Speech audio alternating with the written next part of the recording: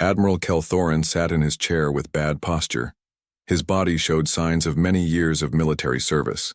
His face had scales and many scars from battles. The dim light in the room made his scars more visible. Around him were 12 young officers who had just finished school. Their eyes were wide with hope and not much experience. "You asked for war stories, young ones?" The Admiral's voice was rough through his translator. "Fine. But I will not tell you about our great wins against the Screeny Horde or our clever battle plans in the Proxima Nebula campaign."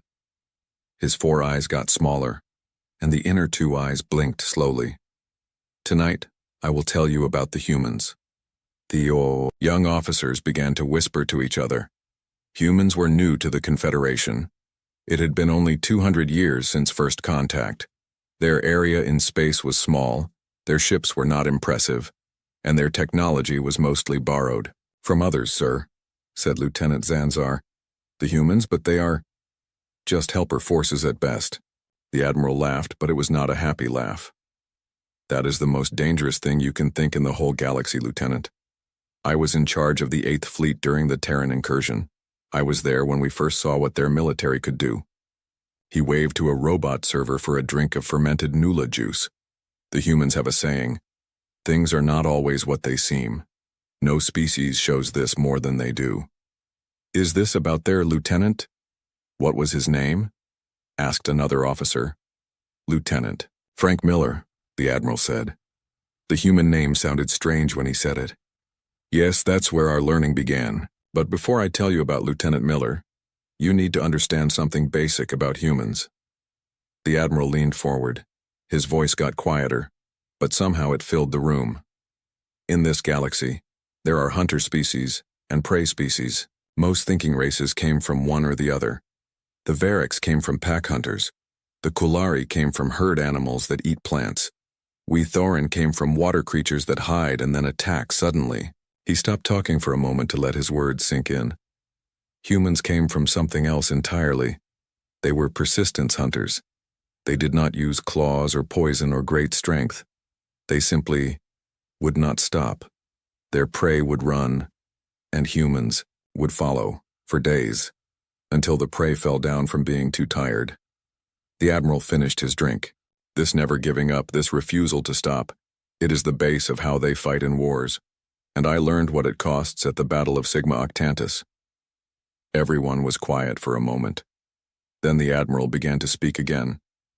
"Most species in the galaxy evolved to either run away from danger or to attack quickly and win fast. Humans did neither. They came from animals that would chase their food for days, never stopping, never giving up, until the animal they were hunting simply could not run anymore." The young officers looked confused. "Think about what that means," the Admiral continued. "Most predators need to be faster or stronger than their prey, but humans don't. They just need to be more stubborn. They can be slower and weaker and still win, because they don't give up." One of the officers raised a hand. "But surely in modern space warfare this means nothing. Ships fight with advanced weapons, not by chasing each other." The Admiral's outer eyes narrowed. "You would think so. I thought so. The Dravid certainly thought so. We were all wrong." He stood up and walked to the window, looking out at the stars. "Humans bring this same mindset to everything they do, including war. While we seek quick, decisive victories, they are prepared for long conflicts. Where we expect enemies to surrender when defeat is logical, humans see no battle as lost until they are dead." The Admiral turned back to face the young officers. "Their history is full of examples. Small human forces defeating much larger enemies through sheer refusal to accept defeat. Battles where they should have been destroyed but somehow survived. And even won." Lieutenant Zanzar looked troubled. "But they are so physically weak. No natural armor, no claws, not even particularly strong compared to many species." "Yes," the Admiral agreed. "And that is perhaps their greatest advantage. Because they know they are weak, they never rely on strength. They rely on cleverness, on working together, and on a level of aggression that would shock most species." He returned to his seat, signaling for another drink. "I will tell you about our first real meeting with human military forces. It happened in what they call their year 2157. My 8th Fleet was sent to look into strange activity in the Sigma Octantis system. This was an area recently settled by humans. The Admiral's side limbs moved in an agitated way as he remembered. Our intelligence said Dravid raiders were in the area. Simple pirates, we thought. We expected to find a few human settlements under attack, perhaps already destroyed. Instead, we found 3 Dravid dreadnoughts disabled and floating in space. Lieutenant Zanzar's face ridges turned a different color in disbelief. Dravid dreadnoughts, disabled by human defenses. No, the Admiral corrected. By a single human ship.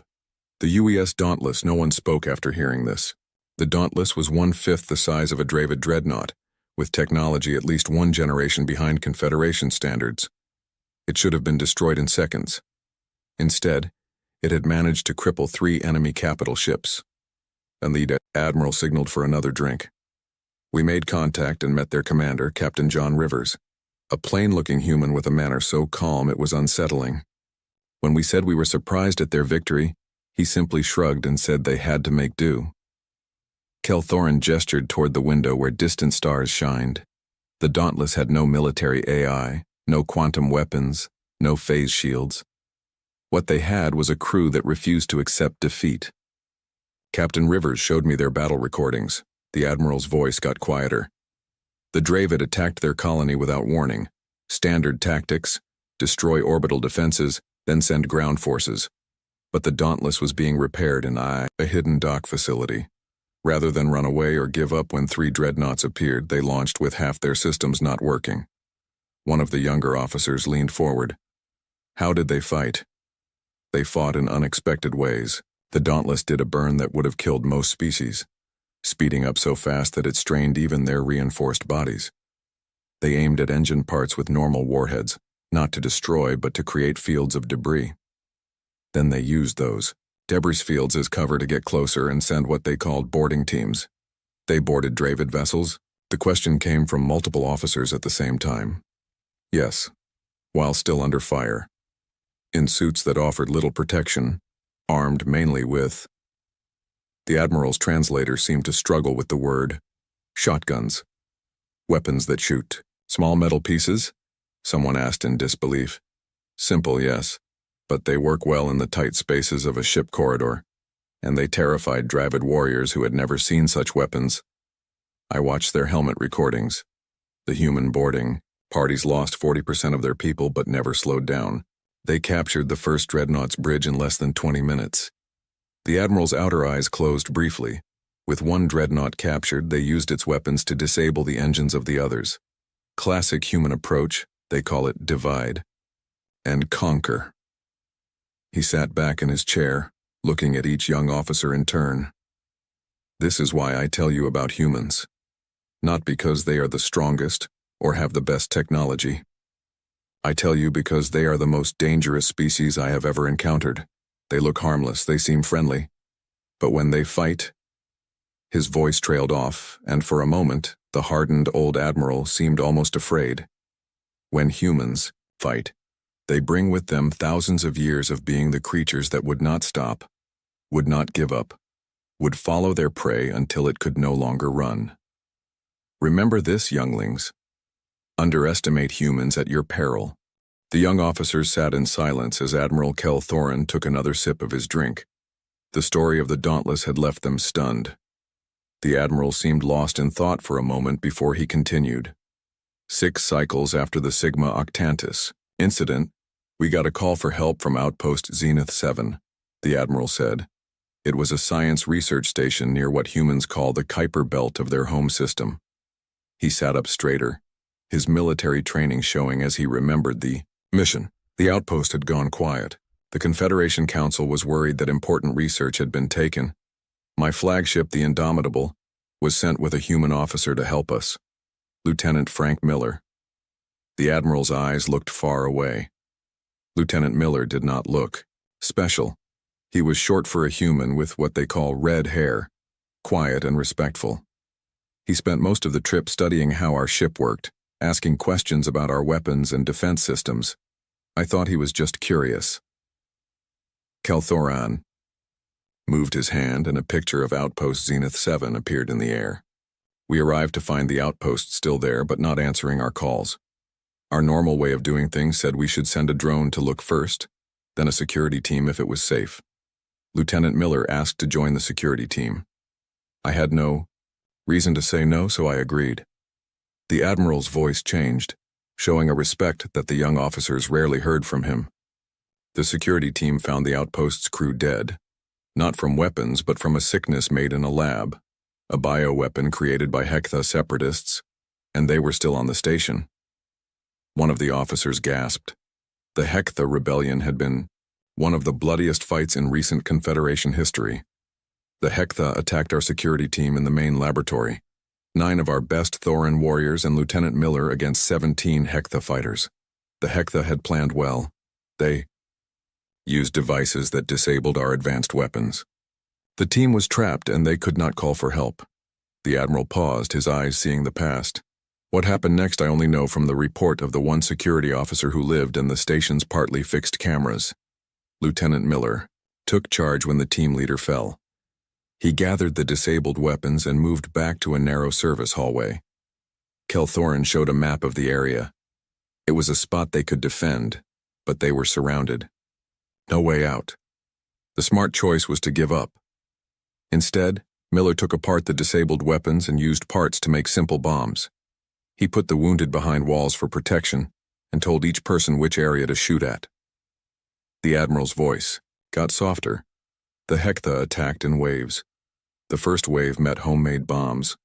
The second ran into walls and careful defensive fire from weapons Miller had partly fixed. By the third wave, they were fighting hand to hand. He turned off the map display. Lieutenant Miller was not a big human. He had no natural weapons, no claws, no poison spikes, no extra strong muscles. What he had was a metal pipe pulled from the corridor wall and what humans call combat training. The Admiral's voice carried a hint of what might have been fear. When we finally broke through the HFY jamming and reached them, Lieutenant Miller was the only one still fighting. He had many plasma burns, a poison knife wound in his stomach, and was badly hurt all over his body. He stood in a hallway, full of dead HFY. Behind him, 3 wounded Thorin were still alive. No one in the room made a sound.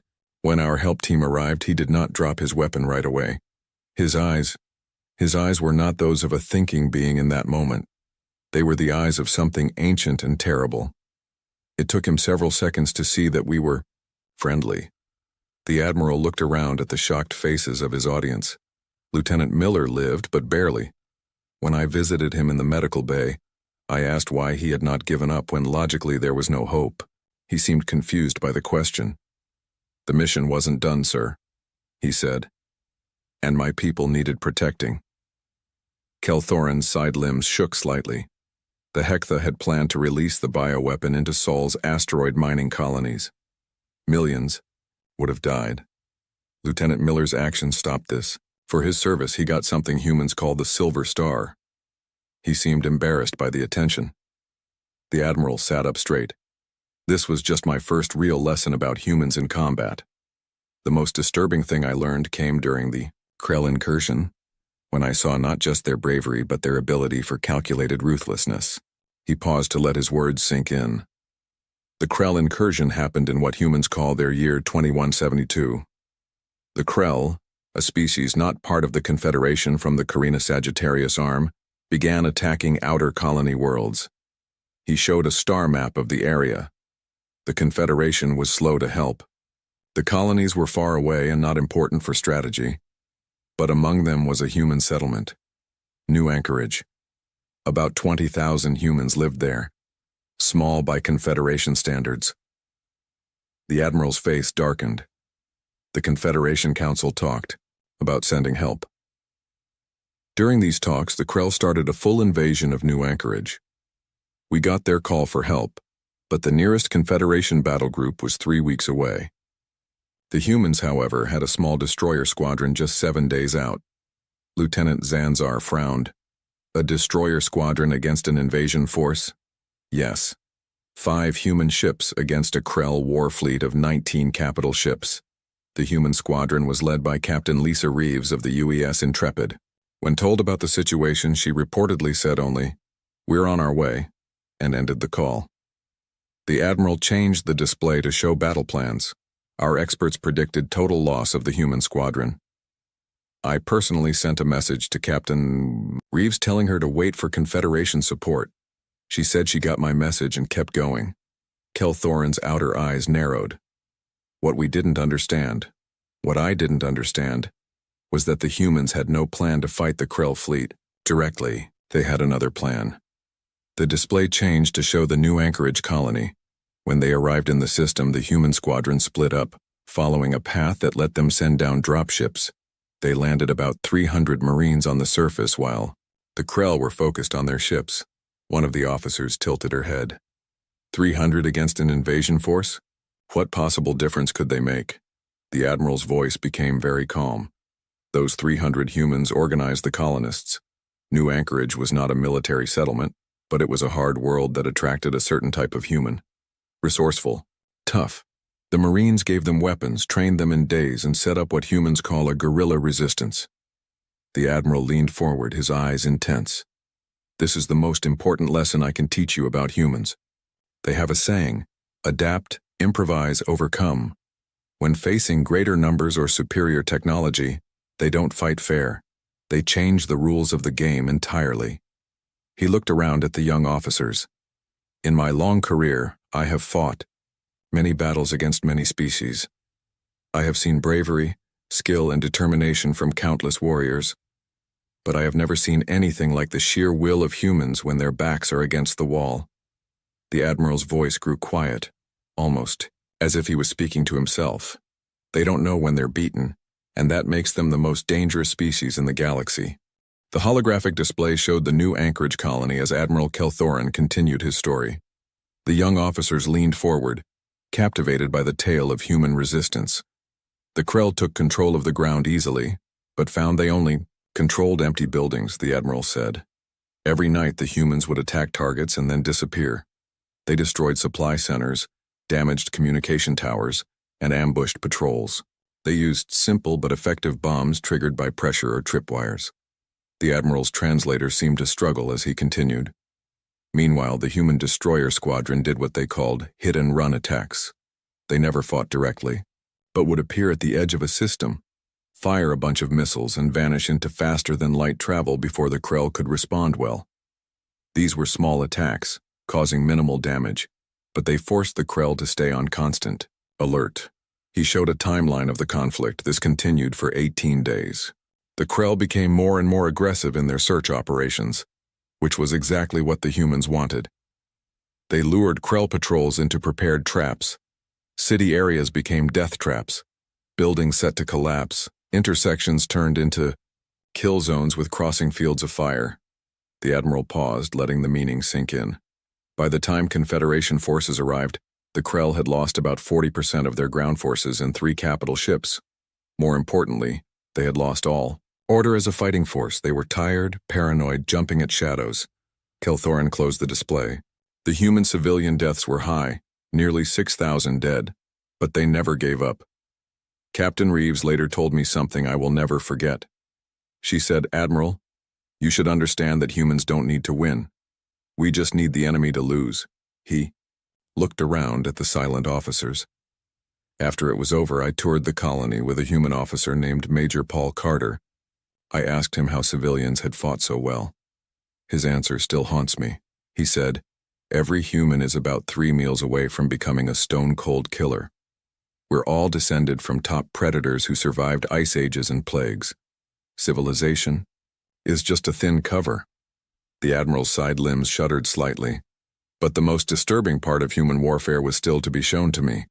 That came during the Battle of Proxima Centauri, when I saw their ultimate weapon. Admiral Kelthoran looked at the young officers, their expressions a mix of disbelief and growing worry. Good. They needed to understand. The Battle of Proxima Centauri happened in 2178, he continued, the peak of the Krell conflict. The Confederation had finally committed its full might to the war, but we underestimated Krell determination. They gathered their entire fleet, over 500 vessels, for a decisive strike against humanity's Alpha Centauri colonies. The admiral brought up a battle map. I commanded the Confederation's First Fleet, 112 capital ships with support vessels. We joined with the Human Defense Fleet, 76 vessels of different capabilities. We prepared a normal defense in depth, with layered formations designed to absorb and counter the Krell advance. His eyes fixed on a point in the display.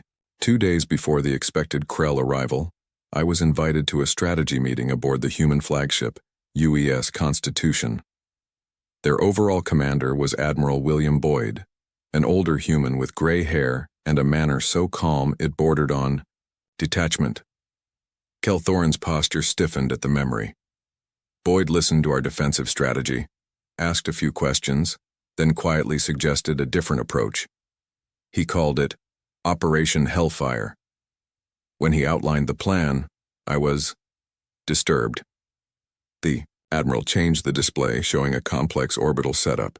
The humans proposed using their civilian mining vessels, 98 ships equipped with powerful drills and fusion cutters designed for asteroid mining. These ships would be loaded with something humans call thermonuclear devices and positioned within the debris field surrounding Proxima Centauri. One of the officers leaned forward. They wanted to use civilian ships as weapons. Yes, the Admiral confirmed. The mining vessels would appear to be hiding, but would actually be waiting. When the Krell fleet engaged our defensive formation, the miners would activate their drives at maximum burn and aim directly for Krell capital ships. Kelthorin's side limbs trembled slightly. I objected, of course, these were civilian vessels, not military.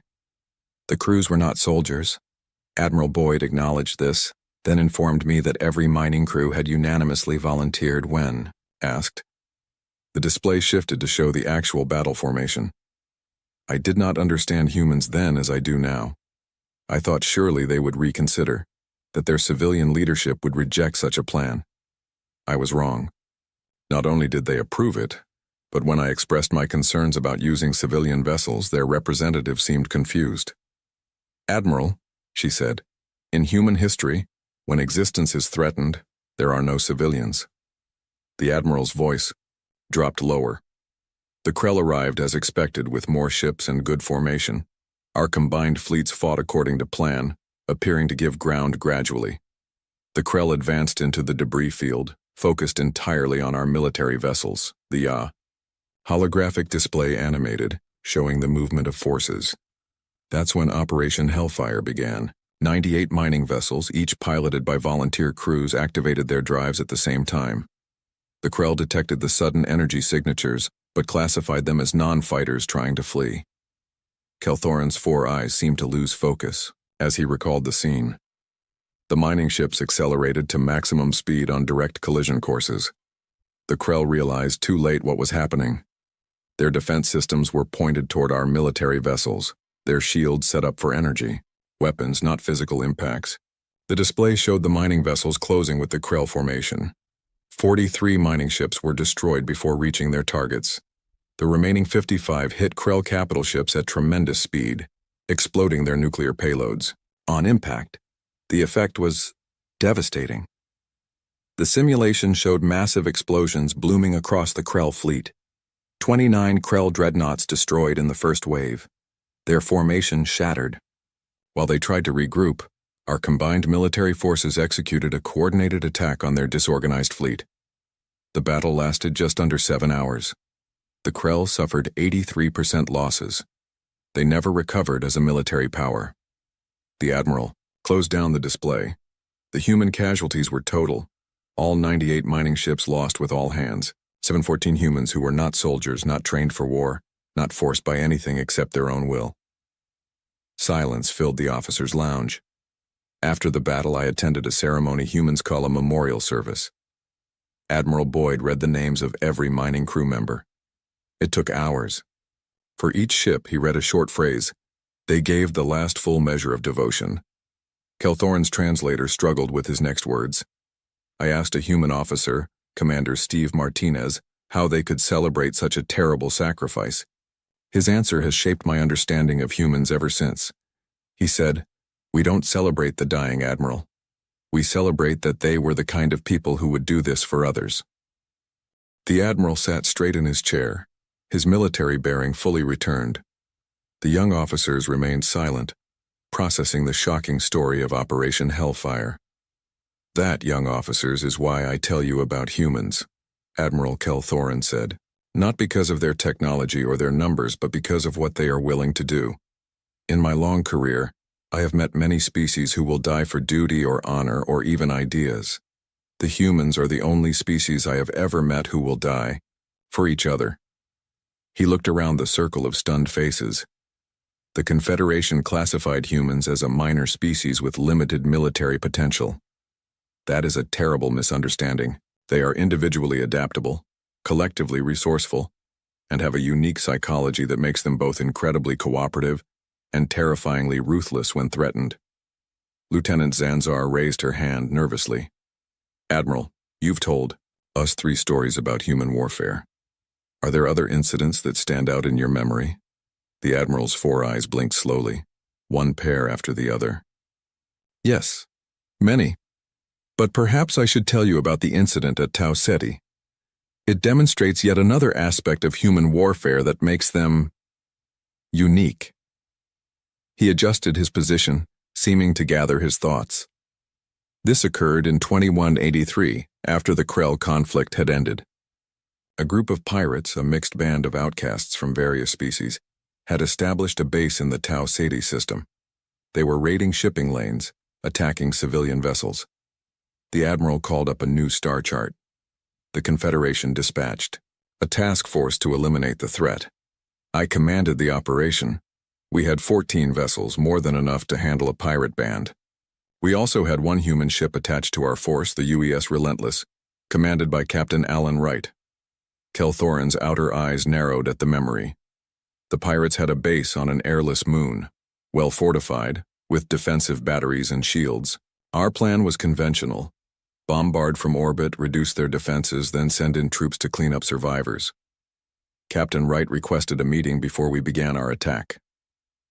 The Admiral's side limbs moved in an agitated manner.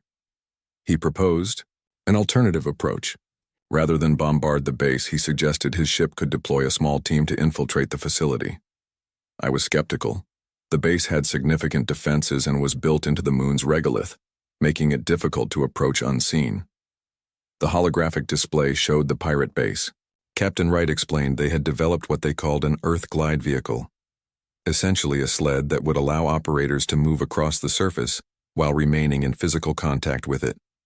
This would generate no heat signature and minimal dust, making it nearly impossible to detect. Lieutenant Zanzar frowned. Why not just use stealth shuttles? The pirates had advanced sensor arrays specifically designed to detect engine emissions, the Admiral replied. The Earth glide vehicles were mechanical, using momentum and low-power electric motors. Primitive but effective for the situation. The Admiral gestured, and the display zoomed in on the base. I was still doubtful, but I allowed Captain Wright to attempt his approach. 6 humans in what they called tactical spacesuits deployed from the Relentless using these glide vehicles. They crossed 15 kilometers of lunar surface completely undetected. The display showed the team's path. They accessed the base through a maintenance airlock. What happened next, I watched through their helmet feeds. The 6-person team moved through the base with extraordinary coordination. They used non-explosive breaching tools to access secure areas. They communicated using a system of hand signals, rather than radio transmissions. The Admiral's voice grew quieter. The team reached the base's control center and power core. They planted devices they called EMP charges, weapons designed to emit a powerful electromagnetic pulse. This would disable electronic systems without causing structural damage. Kelthorin paused. This is important to understand. They could have simply destroyed the base. Instead, they specifically chose a method that would disable it while minimizing loss of life. When I asked Captain Wright about this choice, he said, "Dead pirates. Tell no tales, Admiral. We need intelligence more than we need corpses." The Admiral's appendages moved in what the young officers recognized as their species equivalent of a thoughtful nod. The EMPs worked perfectly. The base lost all power and communications. The pirate crews were completely disoriented. Our forces were able to board and capture the base with minimal casualties on either side. We gained access to the pirates' data systems, which led us to 3 more of their hidden bases. He closed the tactical display. What impressed me was not just the success of the mission, but its efficiency. 6 humans accomplished what would have required a full Confederation infantry battalion, with far less risk and better results.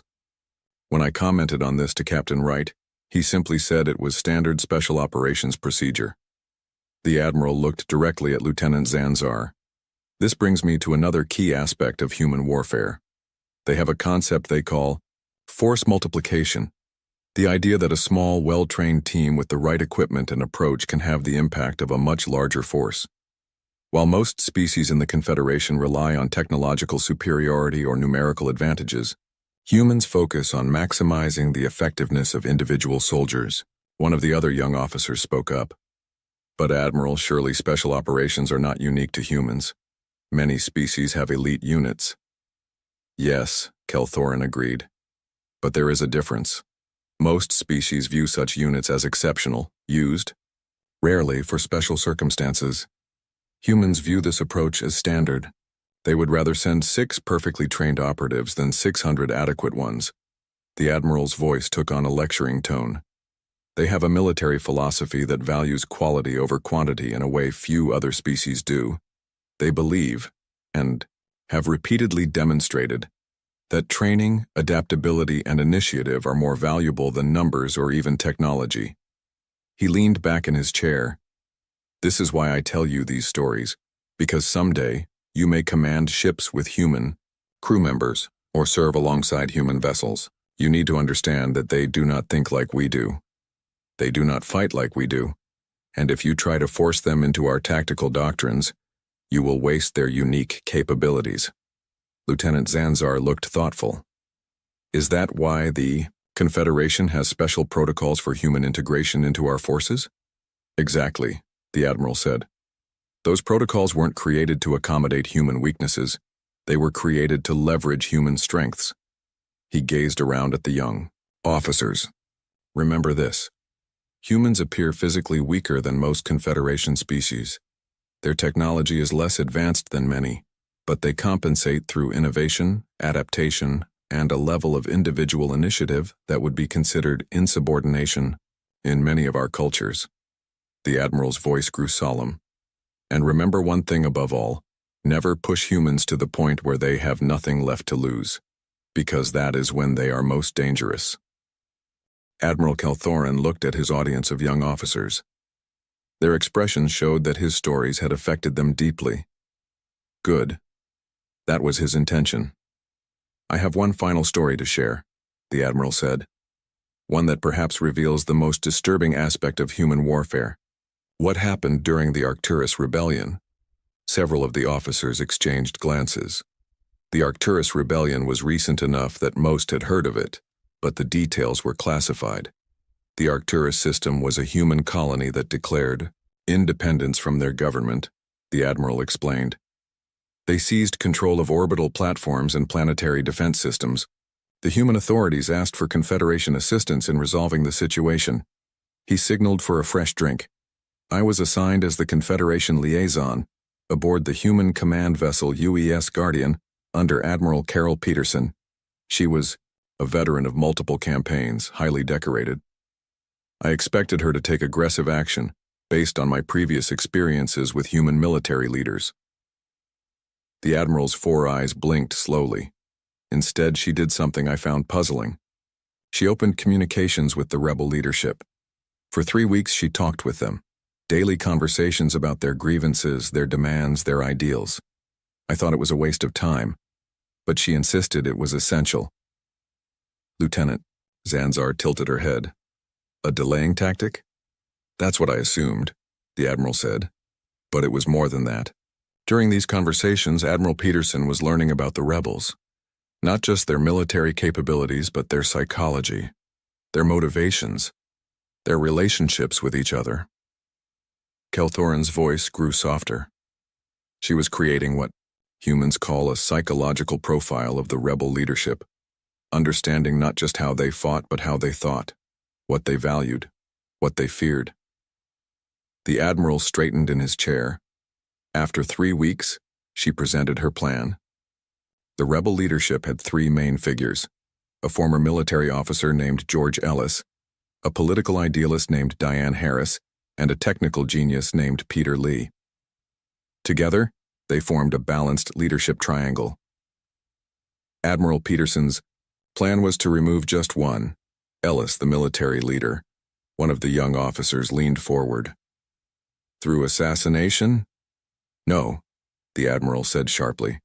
"That was my first thought as well, but Admiral Peterson explained that killing Ellis would make him a martyr. Instead, she wanted to discredit him." Calthorne's side limbs moved in agitation. Using the psychological profile she had developed, Peterson crafted a plan that exploited the hidden tensions between the 3 leaders.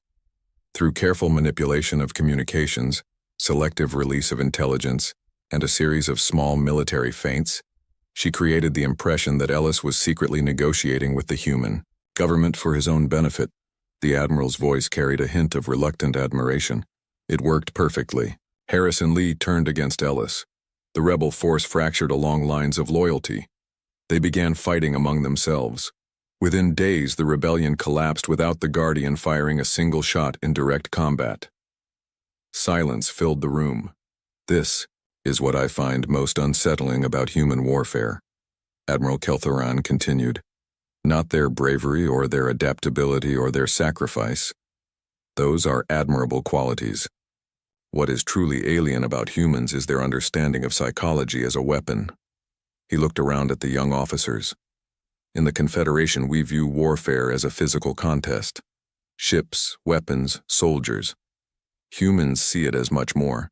They study their enemies as thinking beings. They identify psychological weaknesses and exploit them as ruthlessly as any physical vulnerability."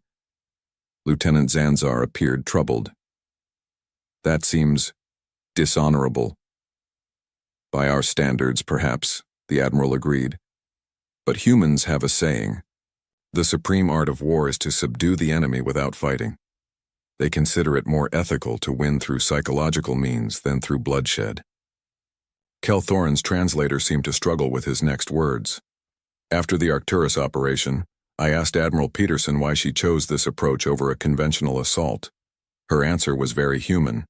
She said, 'Because live colonists can still become good citizens, dead ones can't.'" The admiral drained his drink. "This is the final lesson I want you to understand about humans. They are capable of incredible violence when necessary, but they are equally capable of remarkable restraint when it serves their purposes. This flexibility, this ability to shift between extreme aggression and calculated patience, makes them unpredictable in ways that few other species are." Another officer raised a hand. "Admiral, given all you've told us, do you consider humans a threat to the Confederation?" Calthorne was quiet for a long moment. "No," he said finally. "Not as long as our interests align with theirs. Humans are aggressive, yes, but not expansionist by nature. They fight fiercely to protect what they consider theirs, but rarely to conquer what belongs to others." The admiral's posture relaxed slightly.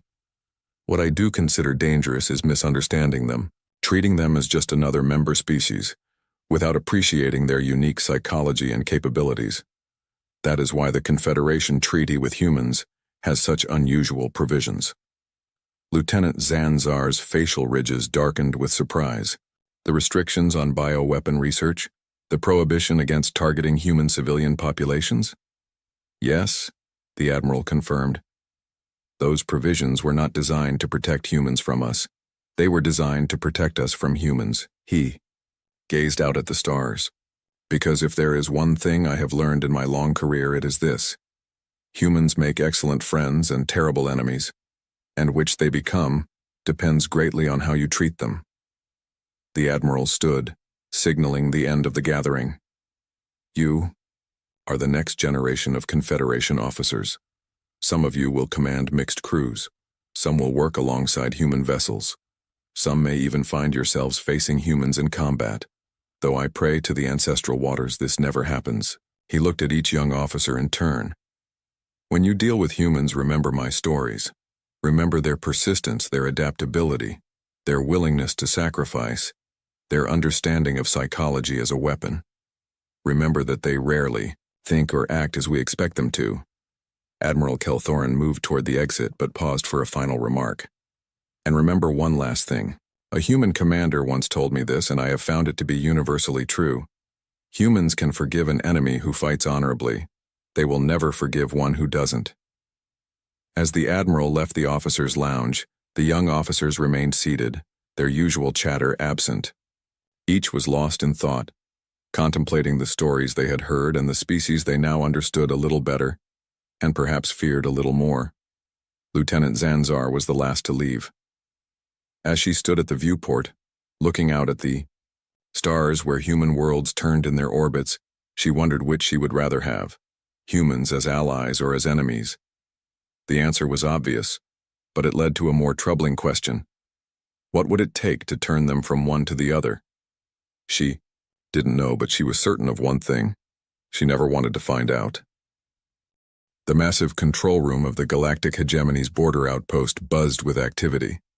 Screens covered the walls, showing stars, planets, and the occasional ship passing through their territory. The Hegemony had ruled this part of space for thousands of years. They were made up of 12 advanced alien species who believed they were the most intelligent beings in the galaxy.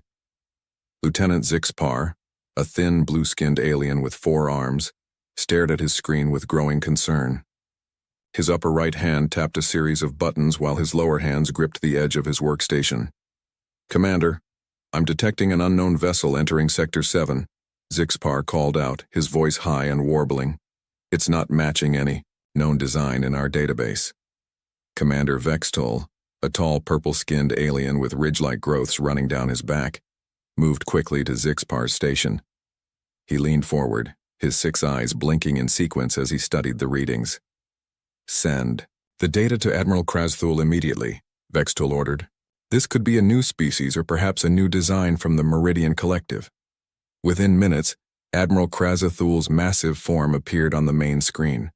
His gray-scaled skin and yellow eyes gave him a fearsome appearance, enhanced by the ceremonial armor he always wore. "Report," he growled, not bothering with greetings. Vextol straightened his posture. "Admiral, we've detected an unknown ship entering our territory. Its technology appears quite advanced, faster than light capabilities, energy readings suggesting powerful engines, and what might be weapon systems." "Send me the visual data," Krasthul demanded. When the image appeared on his screen, the Admiral's eyes narrowed. The ship was sleek and white with blue markings along its hull. On its side, strange symbols were painted. USS Dauntless. "Run those markings through our language database," Krasthul ordered. A moment later, Intelligence Officer Lithmar stepped into view beside the Admiral. "Sir, those markings are from Earth. They're in a human language called English," the Admiral made a sound like rocks grinding together, the hegemony equivalent of laughter. "Humans? Impossible. They're still a primitive species fighting over resources on their home planet. They barely have the technology to reach their own moon." "Our information might be outdated," Lithmar suggested. "The last detailed study of Earth was nearly 70 cycles ago. Even so, no species advances that quickly." Krasthul dismissed the idea with a wave of his clawed hand. "The ship must be stolen technology, or perhaps another species trying to confuse us." Lithmar didn't look convinced. "With all due respect, Admiral, I suggest we investigate this thoroughly. If humans have advanced this rapidly, they could pose a significant threat." "Very well," Krasthul said reluctantly. "Dispatch a scout fleet to intercept the vessel. I want to know who is really operating it." Meanwhile, aboard the USS Dauntless, Captain Frank Miller walked through the gleaming white corridors of humanity's most advanced starship. At 45, Miller had gray hair at his temples and lines around his eyes from years of service. But there was still a youthful excitement in his step as he made his way to the bridge. This mission was historic, the first official diplomatic contact between Earth and an alien civilization. After years of observing the galactic hegemony from a distance, Earth's United Space Command had decided it was time to introduce themselves. The bridge doors slid open silently, The room was spacious, with workstations arranged in a semicircle facing a large view screen. Through it, stars streamed by as the Dauntless moved at speeds that would have seemed impossible just 50 years ago. "Status report, Commander Rodriguez," Miller said as he took his seat in the captain's chair. Executive Officer Alan Rodriguez turned from his console. His dark hair was cut short, and his uniform was crisp and perfectly pressed. "All systems running at optimal capacity, Captain. We should reach the Hegemony border outpost in about 2 hours." "Perfect," Miller nodded. "And our diplomatic package?" "Ready to transmit," said Communications Officer Gary Wilson, a stocky man with a friendly face. "Cultural briefings, historical records, scientific achievements, everything the diplomats thought would make a good first impression." Science Officer Lisa Bennett looked up from her station, her brow furrowed. "Captain, I'm detecting active scans targeting our ship, very powerful ones." "Already?" Miller raised an eyebrow. "I didn't expect them to notice us so quickly." "It seems they have better long-range sensors than we anticipated," Bennett replied, pushing a strand of blonde hair behind her ear. "And, based on the scan patterns, they're trying to analyze our technology." Rodriguez leaned forward. "Captain, should we activate the cloaking system? We don't know if their intentions are hostile." Miller considered this for a moment. "Let's not appear too threatening on our first meeting, but we should be prepared." He tapped a button on his chair arm. "Engineering, this is the captain." "Clark, here," came the response. Chief Engineer Susan Clark's voice was steady and confident. "Susan, prepare the cloaking system, but don't activate it yet. I want it ready at a moment's notice." "Already on it, Captain," Clark responded. "I've been monitoring those scans. They're quite primitive compared to what we've dealt with before, but surprisingly thorough." Miller smiled. Earth had encountered other civilizations during its secret explorations, some friendly and some not. Those experiences had pushed human innovation forward at an incredible pace. "Security status?" Miller asked. Security Chief Paul Johnson, a broad-shouldered man with a perpetual serious expression, responded immediately. "All defensive systems ready but inactive, sir. Shields are on standby and can be raised in 1.2 seconds. Miller nodded. "Satisfied? Good. Let's proceed as planned. I want to make a good first impression, but I'm not taking any chances with the safety of this ship and crew." The view screen suddenly changed, showing a formation of small ships approaching. "Captain," Wilson called out. "We're being hailed." "Put them through," Miller ordered, straightening in his chair. The screen flickered, and the scaled face of a Hegemony officer appeared. His yellow eyes widened slightly as he saw Miller. "Unidentified vessel," the alien said, his translator converting his speech to English. "You have entered galactic hegemony space. Identify yourselves and state your purpose." Miller stood, his posture straight and dignified. "This is Captain Frank Miller of the United Earth vessel USS Dauntless. We come in peace, seeking diplomatic relations with the galactic hegemony." There was a pause, and Miller could see the alien conversing with someone off-screen. When he turned back, his expression was skeptical. "You claim to be human?" the officer asked, disbelief evident in his voice. "Yes," Miller replied simply. "Impossible," the alien stated. "Humans do not possess this level of technology. You will power down your systems and prepare to be boarded for inspection." Before Miller could respond, Rodriguez leaned over and whispered, "They're targeting weapon systems on us, Captain." Miller's expression remained calm, but his voice took on a harder edge. "I'm afraid we can't allow boarding at this time. We are on a diplomatic mission and—" "You will comply," the alien interrupted, "or face the consequences." Miller glanced at Rodriguez and gave a subtle nod. "Now, Engineer Clark," Rodriguez said into his communicator. In an instant, the Dauntless vanished from the hegemony sensors. On the bridge, Miller watched as the alien officer's expression changed from arrogance to shock. "Let's move to a safe distance and reassess," Miller ordered. "It seems our first contact isn't going exactly as planned." As the Dauntless silently slipped away, the hegemony fleet frantically searched for the ship that had disappeared before their eyes. The humans had made quite an entrance, but this was just the beginning. Admiral Krazathul paced back and forth in the grand meeting chamber of the Hegemony High Council. The circular room was filled with representatives from all 12 species that made up the galactic hegemony. They sat on raised platforms, looking down at the central area where Krazathul now stood. The ship simply vanished, Krazathul said, his scaled hands clasped behind his back. One moment it was there, the next it was gone. Our sensors detected no movement, no energy surge, nothing. Hi.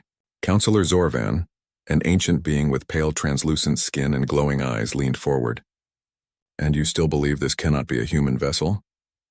Impossible, Krazathul insisted. We have monitored Earth for centuries. 70 cycles ago, they were still using primitive combustion engines to reach their own moon. No species advances that quickly. Military leader Drevkor rose from his seat. His species was known for their forearms and red skin covered in bony plates. Then who could it be? The ship had human markings. A deception, Krazathul said firmly. Perhaps the Arcturians or the Meridian Collective, trying to confuse us by using human symbols.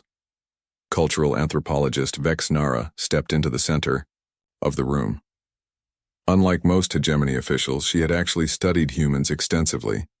Her slender form and large eyes gave her a gentle appearance despite the authority in her voice. With respect, Admiral, I believe we should consider that these might indeed be humans, she said. We've intercepted their broadcast signals for years. Their entertainment shows them to be incredibly imaginative. Their history shows rapid development compared to most species. Krazathul scoffed. Their broadcasts also show them fighting with primitive projectile weapons and combustion vehicles. They bicker constantly over resources and territory. Vexnara nodded. Yes, but remember, those broadcasts take time to reach us. What we see might be decades old. Even so, Krazathul argued, the technology on that ship was beyond anything we would expect from humans for at least another 1,000 cycles. Intelligence Officer Lithmar stepped forward. Perhaps they had help, or perhaps they stole the technology. The council chamber erupted in discussion, with some members arguing for immediate military action and others calling for caution. High Counselor Zorvan raised a hand, and silence fell immediately. We must learn more, find this ship again, discover who truly controls it. If by some miracle these are actually humans, we need to understand how they advanced so quickly. Captain Frank Miller sat in his ready room adjacent to the bridge of the USS Dauntless. The small, comfortable space allowed him to think in relative quiet. On the wall screen he could see the hegemony ship still searching for them. The door chimed softly. Enter, Miller called. Executive Officer Alan Rodriguez and Science Officer Lisa Bennett walked in together. They're still looking for us, Rodriguez said, gesturing to the screen. They've sent 4 more scout ships to join the search. Miller nodded. They seem quite determined. Bennett placed a tablet on Miller's desk. I've completed my analysis of their scan data. It's interesting, Captain. Their scanning technology is actually quite limited compared to ours. They're using an outdated form of quantum resonance imaging that we abandoned 30 years ago. Miller picked up the tablet and studied the data. So they're not as advanced as we thought? In some ways, yes, Bennett said. They have impressive faster-than-light travel capabilities, but their sensor technology, weapon systems, and shield generators seem almost primitive compared to what we've developed. The captain leaned back in his chair. That explains their reaction. They can't believe a primitive species like us could advance this quickly. Rodriguez crossed his arms. So what's our next move, sir? Continue with the diplomatic mission or retreat and report back to Earth Command? Before Miller could answer, his communicator beeped. Captain, came the voice of Communications Officer Gary Wilson. I've been monitoring their communications. They're having some kind of high-level meeting about us. They genuinely don't believe we're human. They think we stole the ship, or are pretending to be human to confuse them. Miller couldn't help but smile. Well, that's an interesting development. There's more, Wilson continued. They've dispatched what looks like a science vessel along with several warships. They're planning to capture us for study. Miller's smile faded. That complicates things. The door chimed again, and Chief Engineer Susan Clark entered without waiting for permission. Her normally calm demeanor was replaced with obvious excitement. "Captain, I've been studying their propulsion technology from the scan data. It's fascinatingly inefficient. They're using a form of space-time manipulation that we experimented with briefly before developing our current quantum drive. I estimate they're operating at about 60% of our efficiency." Miller considered this information. "So we not only have better cloaking technology, but we're faster too?" "Much faster," Clark confirmed with a grin.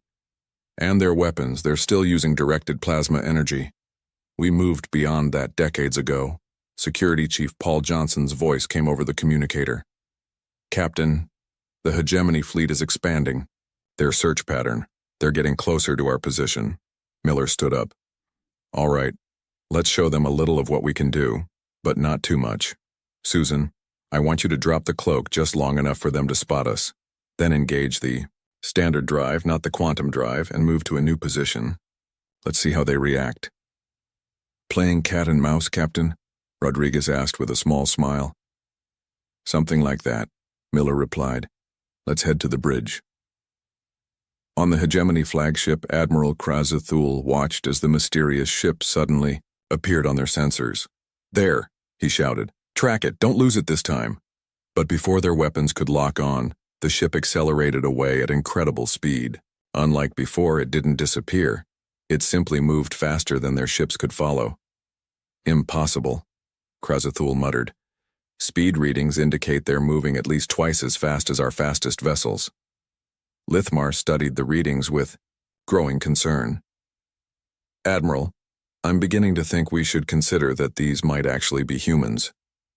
"Nonsense," Krazathul snapped. "They must have stolen this technology. No species advances from primitive spaceflight to this level of technology in just 70 cycles. The ship appeared again, this time closer to the Hegemony fleet. It seemed to hover there as if inviting observation. "They're hailing us," a communications officer reported.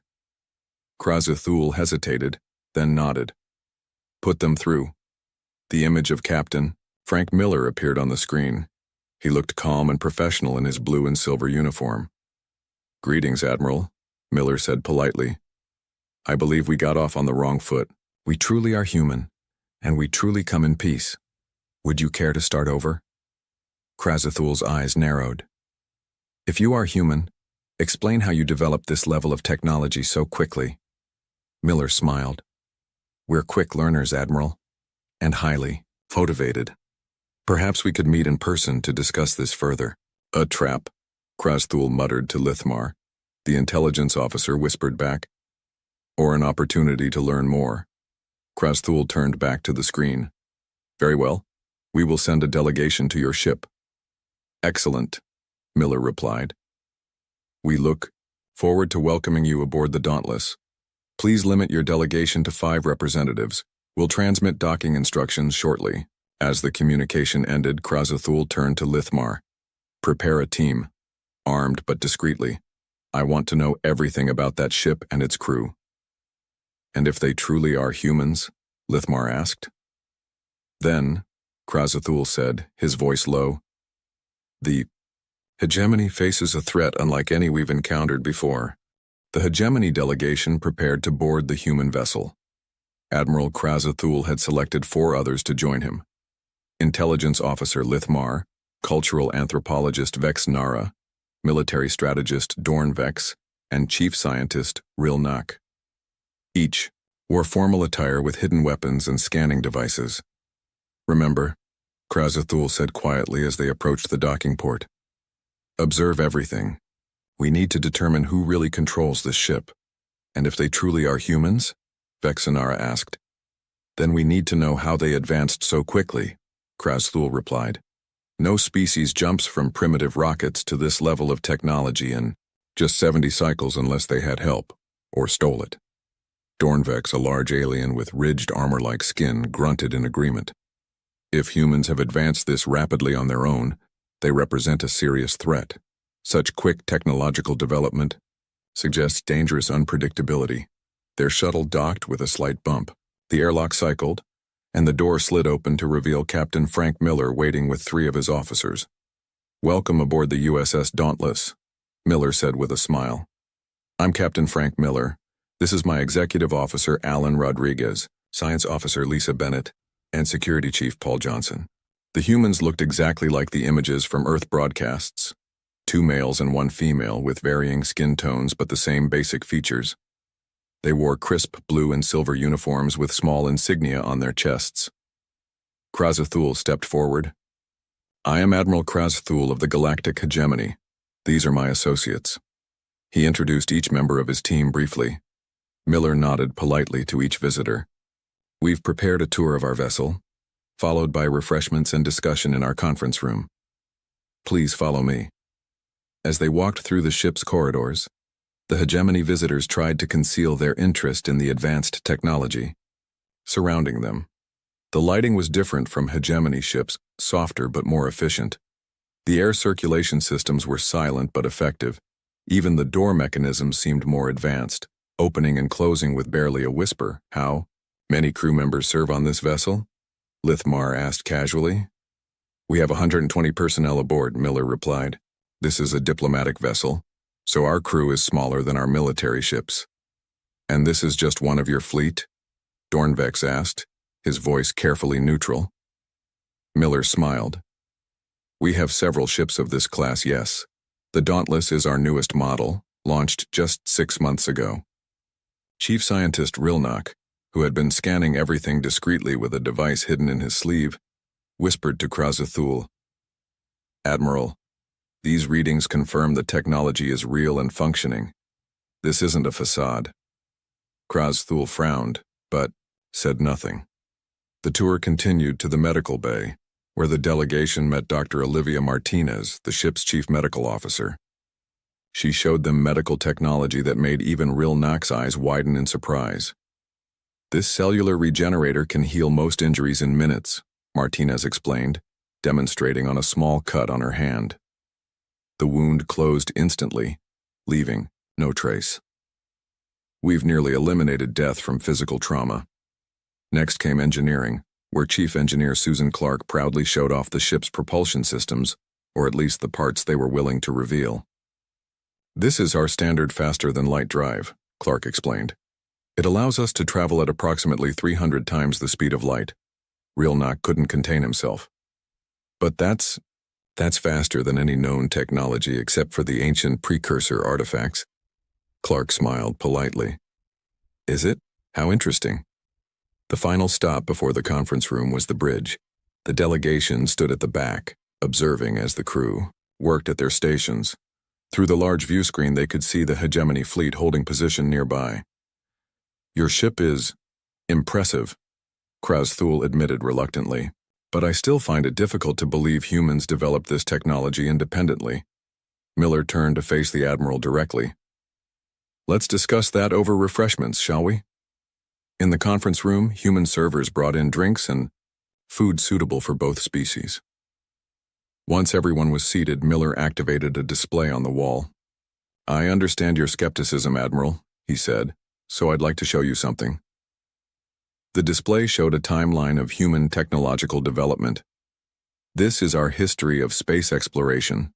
The Hegemony delegation watched as the timeline progressed from early rockets to the current era. "As you can see," Miller continued, "we went from our first orbit of Earth to landing on our moon in just 12 years. Within another 50 years we had permanent bases throughout our solar system. And then what?" Vexanara asked, genuinely curious. "Then we discovered something that changed everything," Miller said. "During mining operations on Mars we found evidence of an ancient visitation. Not a Hegemony species," he added quickly, seeing Krazathul's expression. "Something much older." Rilnock leaned forward. "The precursors?" Miller nodded. "We believe. So, we found no technology, just information, scientific principles we hadn't yet discovered. It accelerated our development dramatically." Krazathul's eyes narrowed. "So you did have help." "Not help," Science Officer Bennett corrected.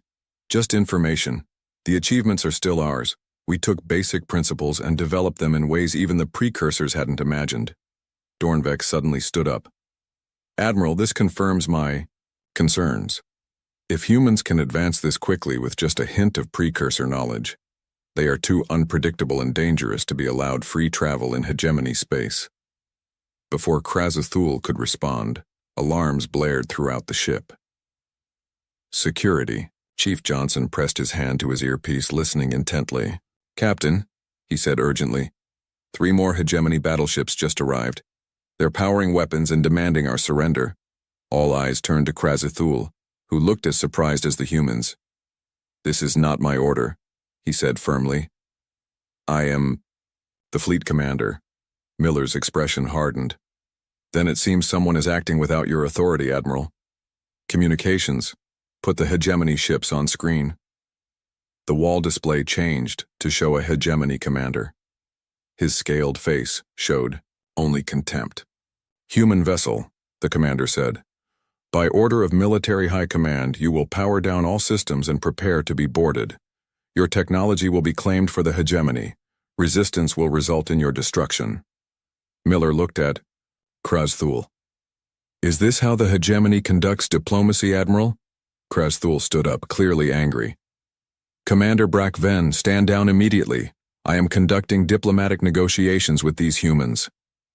Your authority has been temporarily suspended, Admiral. Brackven replied coldly. The High Command believes you have been too lenient with these primitives who clearly possess stolen technology. You have 5 minutes to leave their vessel before we open fire. The screen went dark. Krazathul turned to Miller, genuine regret in his eyes. Captain, I did not authorize this, but I suggest you surrender. Our battleships are the most powerful in the galaxy. Miller exchanged glances with his officers, then smiled slightly. I don't think that will be necessary, Admiral. It seems we'll need to demonstrate a bit more of our capabilities than I had planned. He tapped his communicator. All hands, battle stations. Activate defensive systems, but weapons remain on standby. Let's show our guests what humans can really do. The bridge of the USS Dauntless hummed with focused energy as the crew prepared for the coming confrontation. Captain Frank Miller stood calmly at the center, watching as the 3 hegemony battleships positioned themselves in attack formation. Shields, at maximum, Security Chief Paul Johnson reported. All defensive systems online. Admiral Krazathul and his delegation stood at the back of the bridge, watching with a mixture of concern and curiosity. They had refused to return to their shuttle, partly out of honor and partly out of desire to see what the humans would do. Your ship cannot withstand the firepower of 3 hegemony battleships, Dornbeck said quietly. Each one carries enough weaponry to destroy a small moon. Miller glanced back with a small smile. We'll try to avoid damage to your vessels, but I can't promise anything. Krazathul stepped forward. Captain, let me contact them again. Perhaps I can reason with High Command. By all means. Miller gestured to the communications station. Before Krazathul could reach it, the ship rocked slightly. The lights dimmed, for a fraction of a second, then returned to normal. Warning shot, Johnson reported. They've targeted our propulsion systems, shields holding at 98%. Executive Officer Rodriguez looked up from his console. They're charging weapons for a full barrage, Captain. 2 minutes until they fire, Communications Officer Gary Wilson added. Commander Brackven is demanding our immediate surrender. Miller nodded calmly. Engineer Clark, activate the quantum displacement drive. Lisa, prepare the multi-phase shields. Science Officer Lisa Bennett's fingers flew over her console. Multi-phase. Shields active, Captain. They won't know what hit them. From the back of the bridge, Chief Scientist Rilnak whispered. Quantum displacement, multi-phase shields. These technologies are theoretical at best. The next moment, the hegemony ships opened fire. Brilliant beams of energy streaked toward the Dauntless from all 3 battleships. The human crew remained calm as the energy weapons struck their shields. Shields holding at 97%, Johnson reported casually, as if being fired upon by 3 warships was an everyday occurrence. The hegemony delegation stared in disbelief. Their most powerful weapons had barely affected the human ship's defenses. Impossible, Dornvex muttered. Those weapons should have vaporized your shields instantly. Multi-phase technology, Bennett explained, not looking up from her station. Your weapons are powerful, but they're operating on a single energy frequency.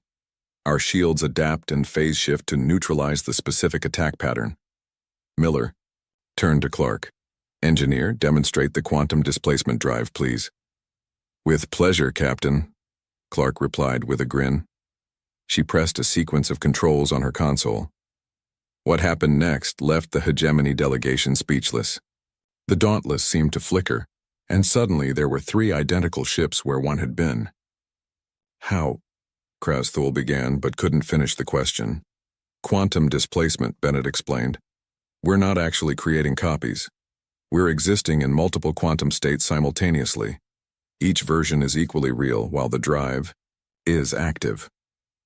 Outside, the hegemony fleet was thrown into confusion. Their sensors showed 3 identical human vessels, each seemingly solid and real. Commander Brackven ordered his ships to fire at all 3 targets. The energy beams passed harmlessly through 2 of the images and struck the shields of the real Dauntless, which absorbed the attack with minimal effort. Shall we return fire, Captain? Johnson asked, his hand hovering over the weapon's controls. Miller shook his head. No, let's try something else. He turned to Communications Officer Wilson. Open a channel to all hegemony ships. Wilson nodded. Channel open, sir. Attention hegemony vessels, Miller said firmly. This is Captain Frank Miller of the USS Dauntless. As you can see, your weapons are ineffective against our defenses. We have not returned fire because we truly come in peace. I urge you to stand down before this situation escalates further. On the main screen, Commander Brackven's scaled face showed a mixture of rage and disbelief. This is some trick. No ship can withstand that level of firepower. Miller sighed. Engineer Clark, please demonstrate our maneuverability. Clark nodded and entered a new sequence. The Dauntless suddenly vanished from its position and reappeared directly behind the lead hegemony battleship. As you can see, Commander, Miller continued, if we wish to attack, you would already be destroyed. Now I suggest we all take a step back and discuss this situation rationally. On the bridge of his ship, Commander Brackven was receiving frantic reports from his crew. The human vessel had moved faster than their sensors could track. It now sat less than 100 meters behind them, in perfect position to attack their engines, their most vulnerable point. Impossible, Brackven whispered. He turned to his second-in-command. Are they truly humans? Scans confirm human life signs, Commander, the officer replied, his voice shaking slightly. They appear to be exactly what they claim to be. Meanwhile, on the Dauntless, Admiral Krasthul moved to stand beside Captain Miller. For the first time, he regarded the human with genuine respect. It seems I was wrong about your species, Captain, he admitted. The hegemony has clearly underestimated humanity. Miller nodded. A common mistake, Admiral. We found that most species do. Lithmar stepped forward. If I may ask, Captain, why reveal yourselves now? If you possess this level of technology, you could have remained hidden from us indefinitely. Miller turned to the intelligence officer with a thoughtful expression. Isolation isn't our goal. Humanity wants to join the galactic community, to trade, to share knowledge. We just wanted to make sure we could do so as equals, not as subjects. The communications console beeped. Wilson looked up. Captain, we're receiving a transmission from the Hegemony High Council. They're requesting to speak with both you and Admiral Krasthul. Miller glanced at the Admiral. Shall we take this together? Krasthul nodded. I believe that would be wise. The main screen changed to show High Counselor Zorvan. The ancient alien's glowing eyes widened slightly at the sight of Miller standing side by side with Krasthul. Admiral, Zorvan said carefully, our sensors show some unusual readings from the human vessel. Would you care to explain what is happening? Krasthul stood straight, his posture formal. High Counselor, I must report that we have severely underestimated the human species. Their technological development is genuine and far beyond what we anticipated. I have witnessed capabilities that match or exceed our own best technologies.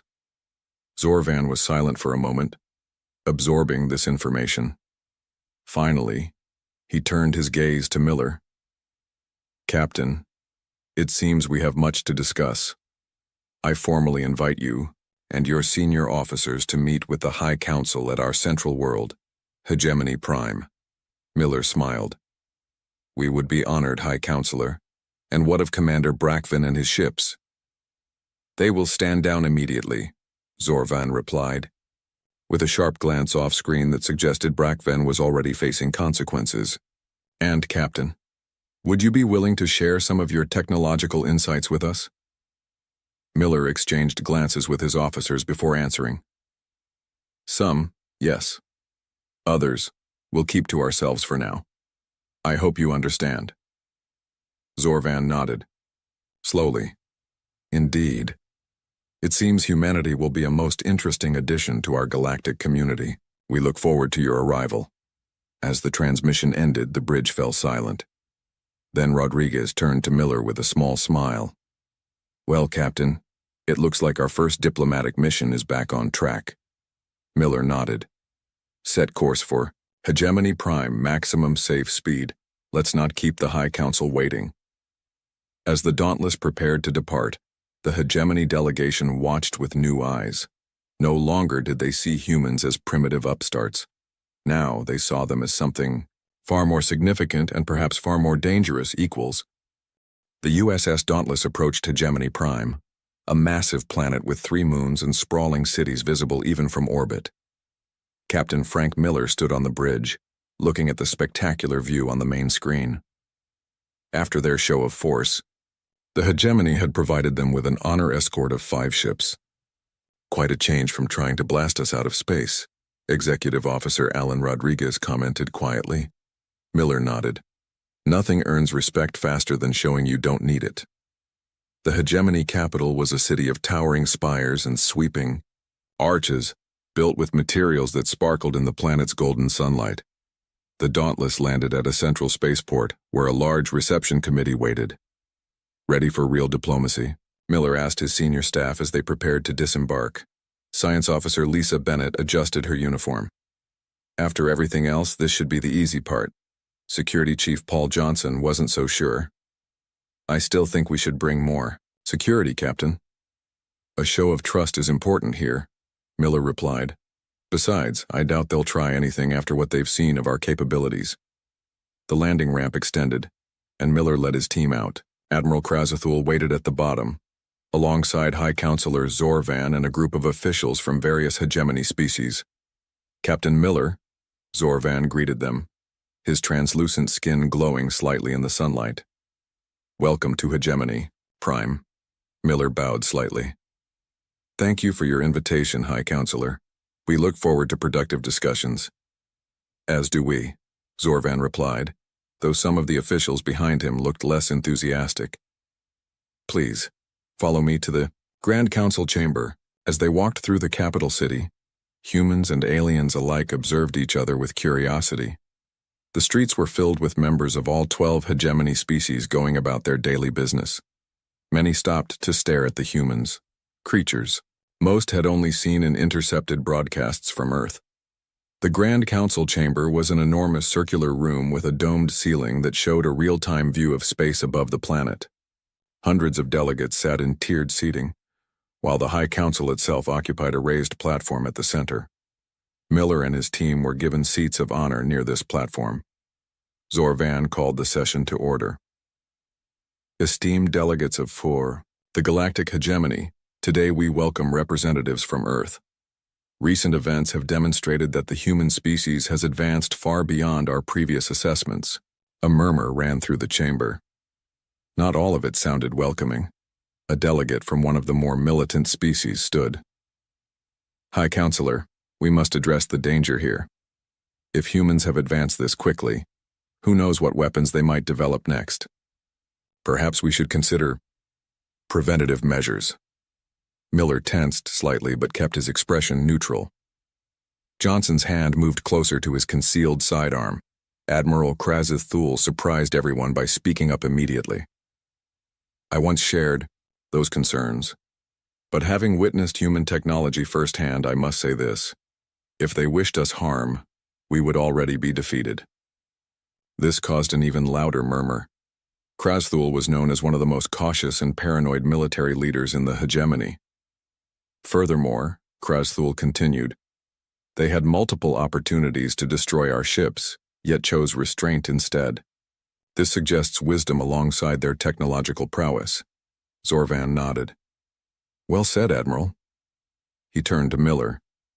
Captain, perhaps you could share with the Council how humanity advanced so rapidly. Miller stood and walked to the center of the chamber. Thank you, High Counselor. The simple answer is necessity and diversity. Humans have short lifespans compared to many species, so we're driven to accomplish things quickly. We're also incredibly diverse in our thinking. Where some see competition as wasteful, we found it drives innovation. He activated a small device that projected images above the chamber floor. This is Earth just 200 years ago. The images showed primitive steam engines, horse-drawn carriages, and simple ships, and this is Earth now. The images changed to show sprawling cities, advanced spacecraft, and peaceful crowds of humans from all races working together. We've had our struggles, Miller admitted. Wars, environmental crises, social upheavals. But each challenge forced us to adapt and improve. Cultural anthropologist Vexenara stepped forward. If I may, Captain, our studies show humans were constantly fighting among themselves. How did you overcome this to unite your world? Miller smiled. We looked up. He pointed to the stars visible through the dome. When we realized what was out there, our differences seemed smaller. Not gone, we still debate and disagree, but we found common purpose in exploration. Chief Scientist Real Nuck couldn't contain his curiosity any longer. And the quantum displacement drive? How does it actually function? Our theory suggests such technology should be impossible. Engineer Susan Clark, who had been quiet until now, laughed softly. That's what our scientists said too, until someone tried anyway. Sometimes the difference between impossible and possible is simply refusing to accept limitations. For hours, the discussion continued. Human officers answered questions about Earth culture, technology, and history. Gradually, the tension in the chamber eased as the hegemony delegates began to see humans not as a threat, but as potential allies. Finally, Zorvan raised his hand for silence. I believe we have heard enough to make a decision. The High Council proposes a formal alliance with Earth to include cultural exchange, scientific cooperation, and mutual defense. All in favor? The vote was not unanimous, but the majority glowed their approval lights. Miller and Zorvan moved to a small table where a treaty had been prepared. This is just the beginning, Zorvan said as they signed the document. There is much our civilizations can learn from each other. Miller nodded. That's why we came. He glanced at his team. Humanity doesn't want to conquer or dominate. We've learned those lessons the hard way in our own history. We simply want to explore, to learn and to grow alongside others. Later, as the human delegation prepared to return to the Dauntless, Admiral Krasthul approached Miller privately. There's something I must know, Captain, he said quietly. We've seen impressive technology today, but I suspect you haven't shown us everything. Miller looked at the Admiral thoughtfully. Let's just say the quantum displacement drive isn't our newest innovation. Krasthul nodded slowly. I thought as much. Your restraint is reassuring. We've learned that power without wisdom is dangerous, Miller replied. That's a lesson we're still learning, to be honest. Perhaps you can teach it to the hegemony as well, Krasthul suggested. Some of our species have grown complacent over the millennia. As the humans boarded their ship, Rodriguez moved beside Miller. Well, Captain, mission accomplished. First contact established, treaty signed, and we didn't even have to fire a shot. Miller smiled as they walked onto the bridge. The best kind of victory. Where to now, sir? Asked the navigation officer. Miller looked at the starfield on the main view screen. Set course for home. Earth will want a full report. He paused, then added, And after that, there's a whole galaxy out there waiting to meet us.